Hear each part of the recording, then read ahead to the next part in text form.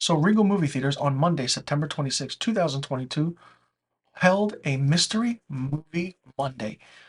The movie was $5. It was rated R and it was 2 hours and 20 minutes. The catch? You didn't know what movie it was until the movie started. Well, that movie turned out to be the greatest beer run ever, which is based on a true story. The movie is directed by Peter Farrelly and stars Zac Efron, Russell Crowe, and Bill Murray.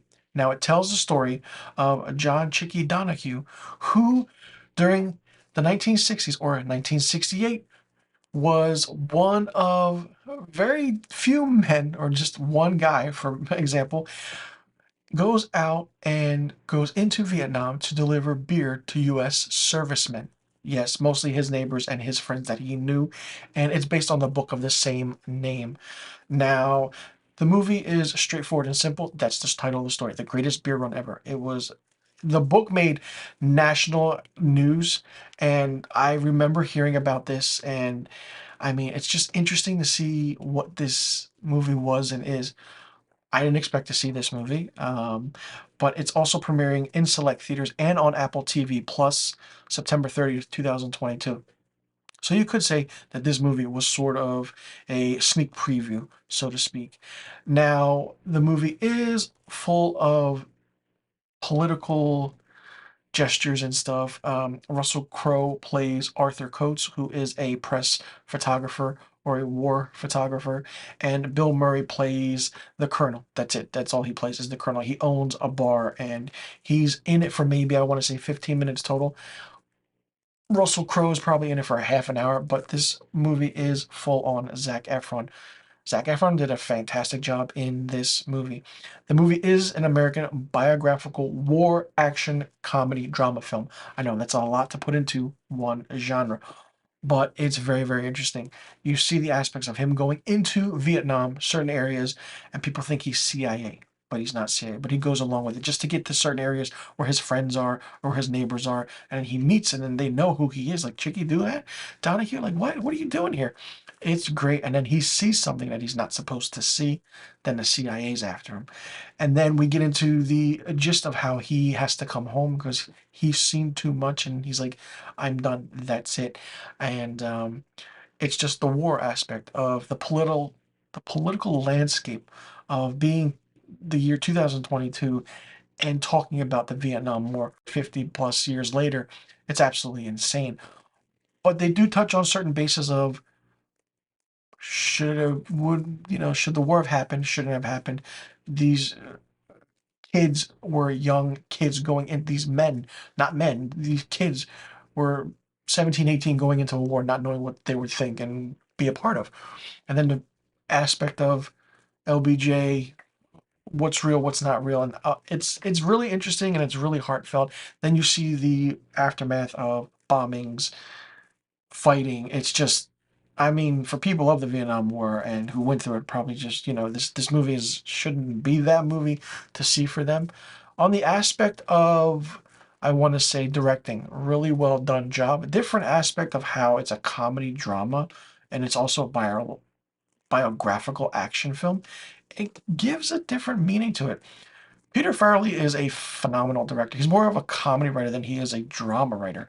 I understand he did Green Book and he did win an Oscar for that, but this is a different path and directing mark he's going down, and just that, it's like the directing was fine, the writing was fine. There could have been certain parts you can just edit out and cut out, make the movie 2 hours or an hour and 50 minutes. That's it. You don't need this, aspects of certain things. And I mean, at the end of the movie, we do see real life Chicky Donahue and his friends, the ones who survived, and the whole aspect of what that is. The acting was really great. I liked it. Zac Efron really is showing his range in acting. Russell Crowe is always great in a movie, and seeing Bill Murray in this, I didn't actually expect, and I was surprised to see him. And he plays the Colonel, so he has some war history and background with his character.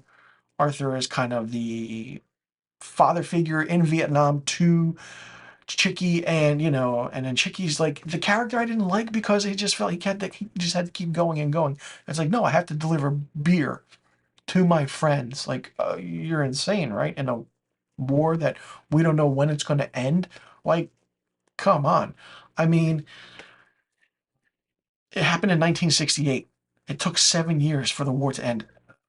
After that, like it took a long time, and just him being in there at the height of the war was insane. And it was just like I can't imagine what he actually went through and the war, the trauma he saw, the images that are stuck in his head now, and it's just absolutely crazy. And like I said, the character really was interesting, but I felt like he needed to slow down and stop because he didn't think things through. And like one of his friend said in the movie, he's like, "You have a nice heart. You have a heart of gold, but I don't know about that brain of yours. It's it's kind of crazy." And that's what the character was. The character was crazy for just doing something like this, and it was interesting.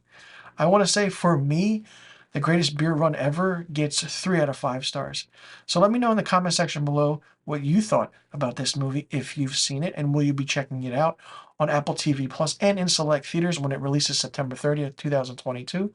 Also, let me know what rating you would give it. Did you like the aspect of the story? Have you read the book of the same name by Chicky Donahue? Did you like it? Did you not like it? Do you think more could have been done in this movie? And do you think that it could have been a little less in runtime, or do you think that the runtime was just perfect? And what did you think about the aspect of this being a biographical war action comedy drama film? Let me know in the comment section below about all the questions I just asked, and I'll see you all in the next review video.